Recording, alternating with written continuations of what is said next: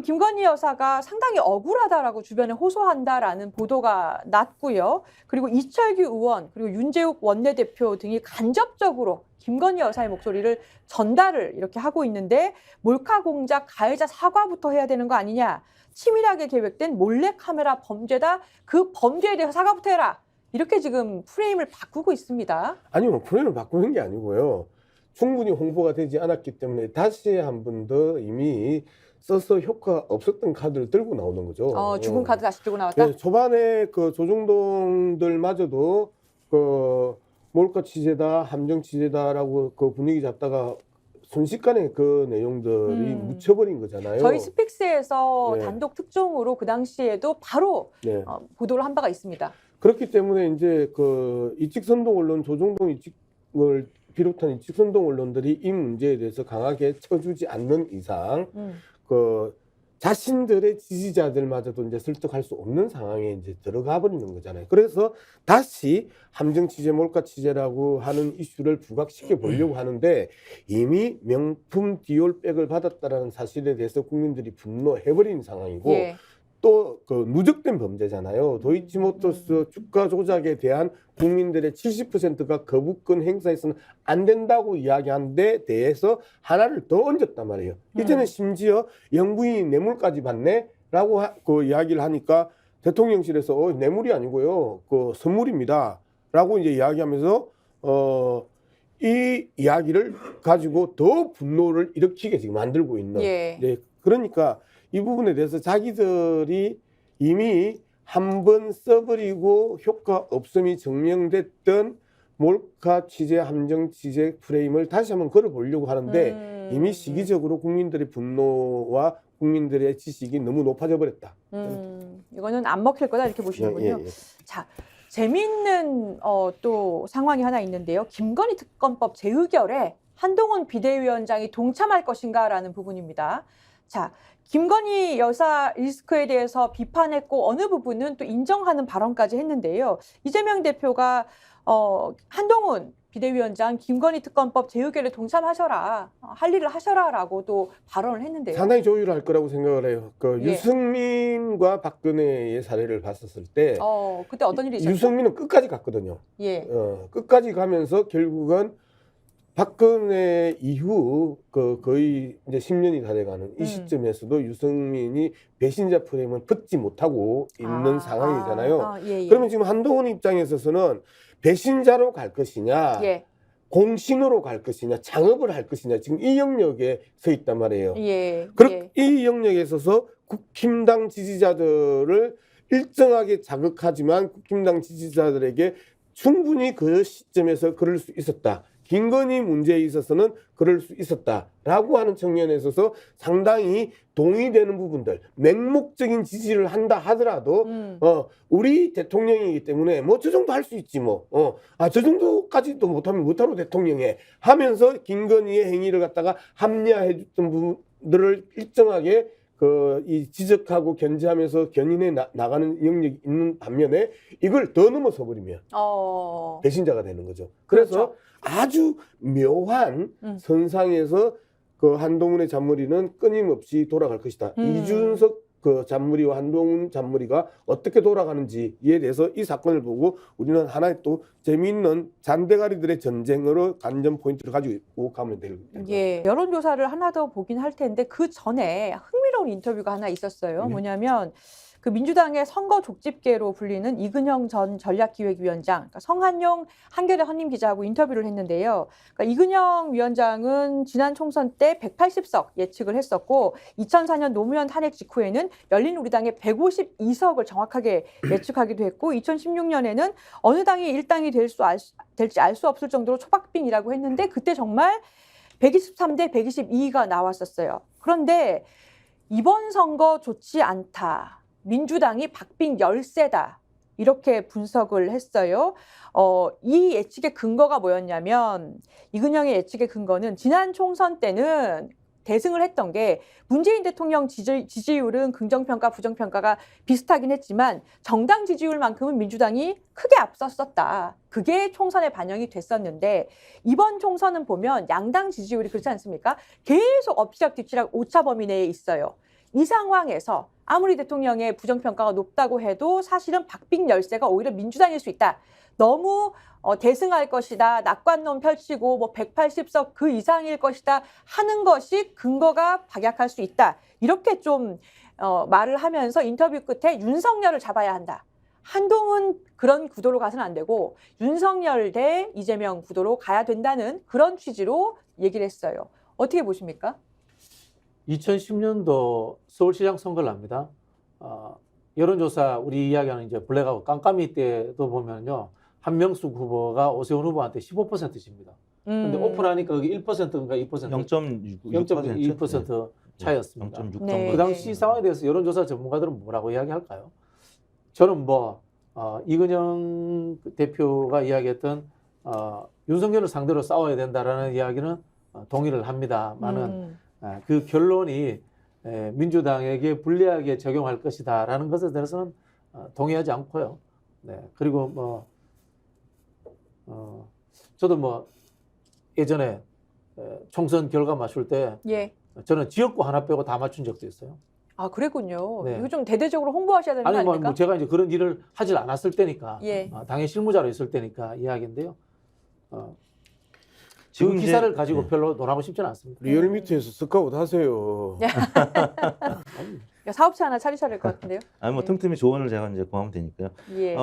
지금 이근영 대표가 예측한 근거는 지금 이제 한국 갤럽 등 전화 면접 조사에서의 정당 지지율이에요. 근데 언젠가부터 전화 면접 조사에서 특히 대통령 지도를 먼저 물어봤을 때 예. 국민의힘이 높게 나온단 말이에요. 근데 특히 선거에 있어서는 이 구조의 설문 조사는 잘 안 맞았어요. 근데 이 내용은 이근영 대표도 아실 겁니다. 예. 예. 지난번 180석 맞출 때도요. 예. 저도 이제 윈지코리아라고 그 박지영 부대표가 당시에 거기 있었기 때문에 예. 커뮤니케이션을 굉장히 많이 했는데 당시에 ARS 조사로 해서 거의 다 이걸 맞춘 거예요. 그러니까 윈지코리아도 ARS 조사를 주로 하거든요. 예. 전화 면접도 하지만 그래서 제가 볼 때는 알면서 좀 엄살 작전을 피우는 것이 이게 첫 알면서 번째고. 엄살이다. 그러니까 이제 윤석열 대통령을 타겟으로 한 회고적 투표, 심판적 투표를 해야 된다는 얘기. 이제 우리 박진영 후보께서도 동의를 하셨던 부분이고. 예. 두 번째는 한동훈을 따라간다고 민주당 정권 심판을 놓치면 안 된다는 얘기인데 지금 이거는 타이밍이 좀 지난 얘기 같아요. 이미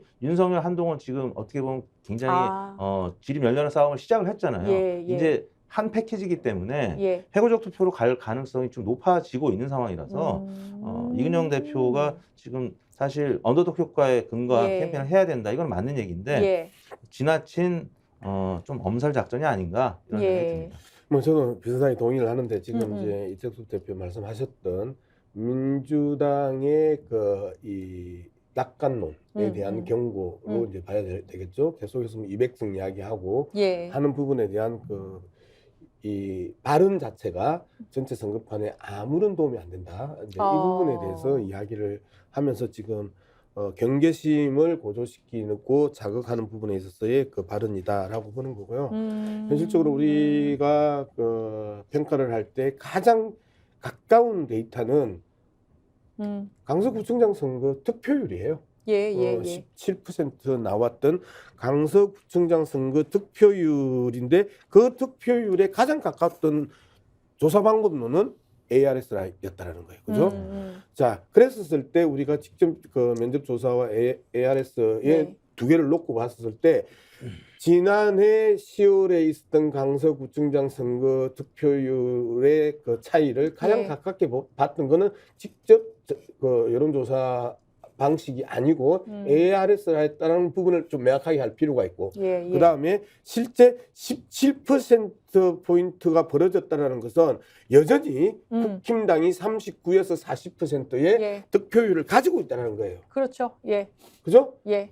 이 득표율보다 지금 윤석열의 지지율이 35% 전후, 국힘당 지지율이 38% 전후, 이 정도 차이를 놓고 있으면 이 그 데이터들은 대체적으로 맞는 데이터죠. 그렇기 때문에 우리가 조사 방법론에 있어서도 실제 득표율을 그 기준으로 봐야 될 것이고 그리고 여전히 많은 국민들이 가지고 있는데 자 이번 사건이 상당히 이후의 여론조사에 있어서의 획기적인 터닝 포인트가 될 가능성이 높다라고 저는 보는 거예요. 중요한 모멘텀 상황에 지금 들어갔다고 보는 건데 그렇군요. 이 사건이 어떻게 정리되느냐에 따라서 예. 폭락이냐 유지냐 플러스 알파는 없을 거라고 봅니다. 자, 방심위원 위쪽으로 한번 가볼게요. 양 박사님, 네. 윤석열 대통령이 방심위원 야당 야권 추천위원 2명이 해촉된 자리에 여권 추천위원인 문재환, 이정옥 위원을 위촉했습니다. 그래서 민주당에서 대통령 추천 이 방심위원 2명이 편파다라고 규탄을 했는데요. 네. 지금 이게 방심위 내 구도가 여야 구도가 6대1이 돼버렸죠. 네. 이 상황에서 이 방심위에서는 22일 어제 전체 회의를 열고 MBC 이제 심의하겠다. 바이든 날리면 이거 거짓 보도하지 않았냐? 심의하겠다. 이렇게 결정을 했어요. 네. 어쨌든 그 방송통신위원회가 지금 두 사람이 끌고 가고 있잖아요. 합의제 기구와 독임제 기구의 차이잖아요. 합의제는 장관이 일방적으로 결정할 수 없어요.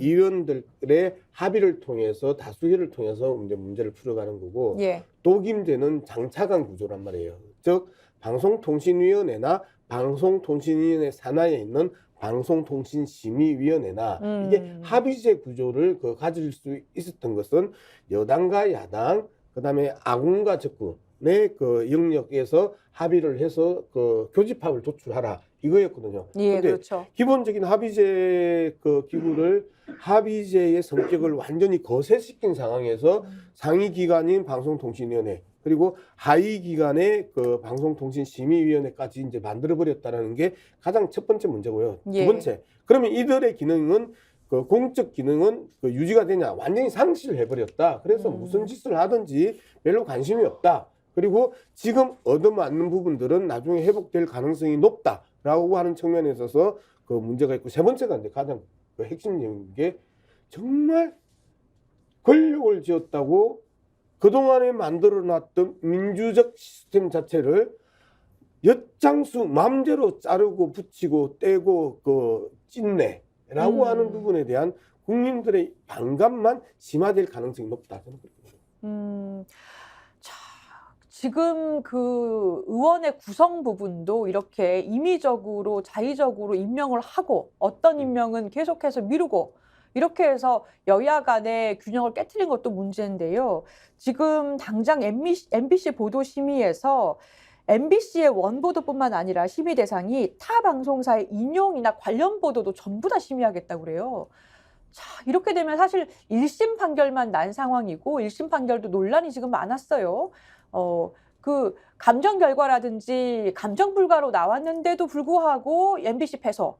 이렇게 나온 상황에 대해서도 말이 많은데 이걸 근거로 MBC뿐만 아니라 인용보도사까지 전부 다 지금 제재를 하겠다라고 해서 어떻게 보면 피바람이 불 수도 있다. 지금 이런 상황이 됐는데요. 현실적으로 방송통신심의위원회가 MBC에 피바람을 줄 수 있는 건 없습니다.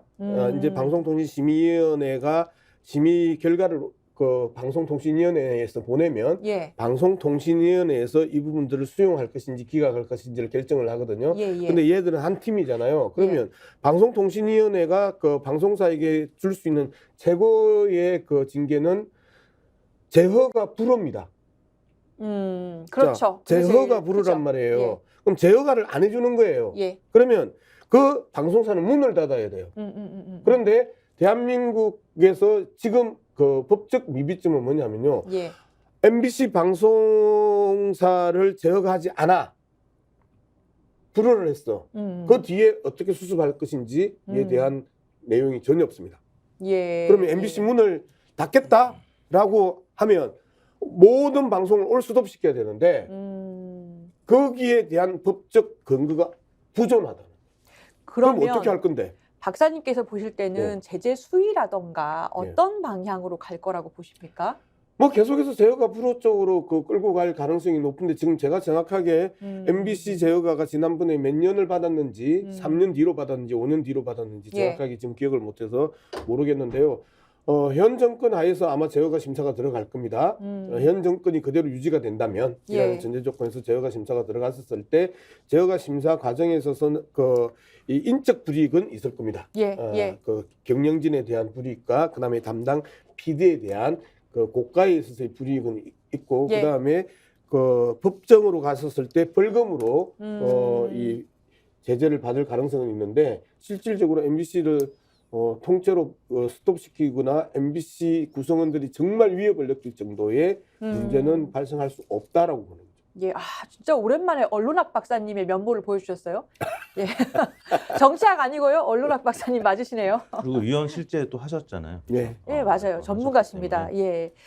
저도 여론조사 심의위원을 초대 조금 했었는데 거기 보면 9명으로 구성되고 여러 그 변호사 협회에서도 보내고 또 조사협회에서도 양쪽 협회가 있거든요. 그 균형을 굉장히 고르게 맞추고 교섭단체에서도 뭐 1명, 2명 이렇게 한 명씩 추천해가지고 여야가 이제 고르게 있거든요. 그래서 9명이서 굉장히 공정하게 논의를 하고 회의를 하는데 6대1 뭐 이렇게 몇 명 자르고 뭐 이런 부분은 사실 제가 여론조사 심의위원 할 때는 있을 수 없는 얘기인데 어떻게 이런 일이 벌어지고 있는지 굉장히 의아하고 나중에 법적으로도 문제가 될 수 있는 부분이잖아요. 근데 보수 정권이 들어오면 꼭 짓을 해요. 맞아요. 이명박 정권 때 정연주 사장을 자르기 위해서 이사회 구성을 바꾸잖아요. 이 소위 말하는 민주진영의 교수를 근태로 잘라내요. KBS의 근태가 아니고 그 학교의 근태로 신고하지 않고 서울 갔다. 뭐 이런 식으로 잘라내고 그 다음에 실질적으로 공작에서 뒤집어내고 그 다음에 별건 수사에서 협박해서 사퇴시키고 이래가지고 구성을 바꿔서 정연주 사장을 잘라낸 그 사례가 있었고요. 이번에 그 방송통신심의 같은 경우는 도대체 시위원장의 불법 혐의에 대해서 지적한 부분에 대해서 기분 나쁘다고 잘라버린 거잖아요. 이 기분 나쁘다고 잘란 거야. 말 그대로 방송통신심의위원장이 심의위원장의 이 되기 전에 온갖 그 가족들을 동원한 댓글 장난들, 그리고 고소 고발 이 문제들 이걸 지적을 했다고 심의위원들을 잘라버려. 와. 그러니까 가족을 동원해서 계속해서 신고하고 고발하고 뭐 이런 경우 그거 자체는 지금 다루지 않고 그 부분에 대해서 비판을 한 사람에 대해서 지금 이제 해촉을 한 상황입니다. 자, 저희가 스픽스에서 이 부분을 강조드리는 이유는 지금 한동훈, 윤석열 충돌 상황이 보도가 굉장히 도배가 되고 있는 상황에서 윤석열 대통령은 본인 것 다 챙기고 있다. 이 부분을 분명히 짚어야 된다. 지금 방송 장악 시도는 계속되고 있다라는 부분 말씀을 드리려고 합니다. 자, 또 하나 윤 대통령의 노쇼 있었습니다. 그러니까 그 국민을 불러놓고 그 장관들의 업무 보고 대신에 민생 토론회로 하겠다라고 해서 이제 1회부터 4회까지 진행했지 않습니까? 근데 윤 대통령이 갑자기 방송 30분 전에 불참 선언을 했어요. 감기라고 하면서. 근데 여기서 또 논란됐던 것이 이 장면을 치우고 있는 장면. 그래서 이제 대통령 안 온다니까 막 이렇게 해체하는 장면을 언론사들이 찍었는데 그걸 보도하지 말라고도 대통령실에서 그랬다고 합니다. 자, 이게 대통령이 감기면은 국민하고 민생 토론 안 하고 장관의 업무 보고 안 받아도 됩니까? 6대 처음 있는 일입니다. 처음 있는 대통령들 일이에요? 뭐 건강이 안 좋더라도 마스크 끼고 참여하고요. 다 했던 거고요. 제 뭐 추론입니다만은 한동훈 장관과의 그 비대위원장과의 마찰, 그리고 또 뭐 김건희 씨의 이제 경로 뭐 이런 것들이 뭐 다 포함된 것이 아닌가 이런 생각이 들고요. 대통령직을 수행할 수 없는 사람이죠. 공사 구별도 안 되고 감정 조절도 안 되고 건강 관리도 안 되네요. 그리고 대통령 건강이 사실은 굉장히 극비 사항이에요. 저는 대통령이 감기 걸려서 일정을 못할 정도면 진짜 처음 듣는 이야기입니다. 정말 아프신 거거든요. 근데 그런 거를 직접 대통령실 관계자가 방송사 쫙 모아놓고 아파서 지금 일정이 안 됩니다라고 얘기해도 되는 거예요. 타이밍이 절묘하죠. 어제 한동훈 비대위원장이 대통령실의 사퇴 요구를 거절했다. 그리고 임기가 총선 그 뒤까지 남은 걸로 알고 있다. 국민의 눈높이에서 내 할 일을 하겠다. 이 이야기를 한 직후 1시간 뒤에 이 발표가 났거든요. 그래서 한동훈과 윤 윤석열의 갈등의 원인이지 이 부분이 뭐 강기 문제는 아닌 것 같다는 거고요. 대통령께서 너무 마음이 아프셔가지고 두 번째, 아무리 못 나오시는 열받아도 건가요? 예. 자기 발등에 자기가 쓰던 도끼에 그 뭐라고 그러죠? 자기 발등에 믿는 도끼에 발등 지켰다. 그렇게 중요한 그 개념을 갖다가 외우지를 못하네. 믿는 도끼에 발등 찍힌 거잖아요. 얼마나 아프겠어. 자신은 맨날 도끼 역할 했었잖아. 남의 발등에 자기를 믿어주는 발등에 도끼로 그렇죠. 대표적인 도끼였죠. 예. 찍는 배신의 아이콘 윤석열이 배신을 당했다? 얼마나 힘들고 아프겠어요. 이해를 해주고 위로를 해줘야죠. 그러니까 약속 대련이 아니었고 이제 사퇴하라고 이제 간접적으로 비서실장 보내서 얘기를 했는데 예. 그리고 이용 의원 통해서 언론 플레이도 하고 근데 그게 이루어지지 않았죠. 사퇴하지 않겠다고 명시적으로 얘기했고 예. 사퇴는 못하더라도 좀 멈칫하거나 뭐 이런 모습을 보일 거라고 생각을 했을 텐데 예. 기대했을 텐데 그게 아니었던 모습을 보고 충격을 받으신 게 아닌가라는 생각이 들고요. 그렇다고 당대표 같은 경우는 당원권 정지라도 시키면 되는데 이 비대위원장은 뭐 그런 해고의 절차가 굉장히 어렵습니다. 그렇기 때문에 그리고 지금 시간이 얼마 안 남은 총선 시기 때문에 지금 당장 사퇴시킬 수 있는 방법도 없고 예. 내가 지금 여기서 강행으로 나가면 좀 어려울 수 있겠구나라고 해서 본인이 굉장히 할 수 있는 게 없다라는 점 그리고 한동훈 비대위원장의 어떤 배신 같은 그 느낌 거기에 대한 충격을 받지 않았나라는 생각이 듭니다. 근데 이택수 대표님 이 민생 토론회 말입니다. 지금 1회부터 쭉 하면서 이것이 사실은 윤석열 대통령의 지지율 상승에 영향을 줬던 게 맞죠?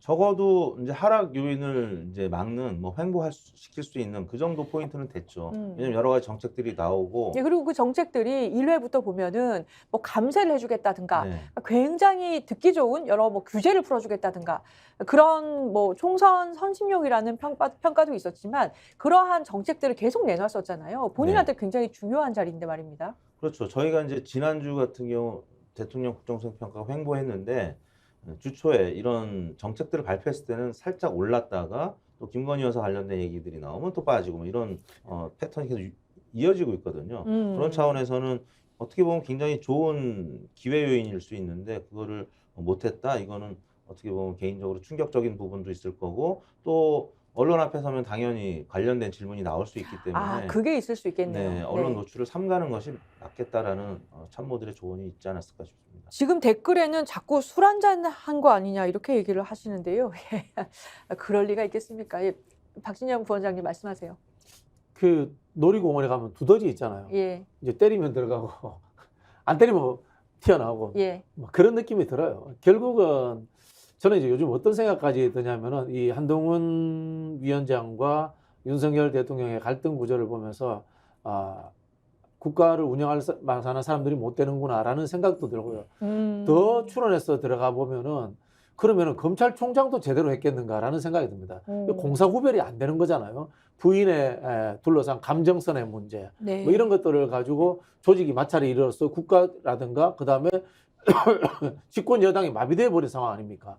그러면은 검찰총장 당시, 서울중앙지검장 당시에도 도이치모터스 그 관련되는 의혹이라든가 처갓집의 의혹들은 존재했었단 말입니다. 네. 그때도 똑같이 이런 식으로 해서 정리해 가지 않았을까라는 저는 이 해석이 되고요. 그런 사람이 어떻게 해서 서울중앙지검장이 되고 검찰총장이 되었는가라는 국가 조직에 대해서까지 저는 의문을 가지게 됩니다.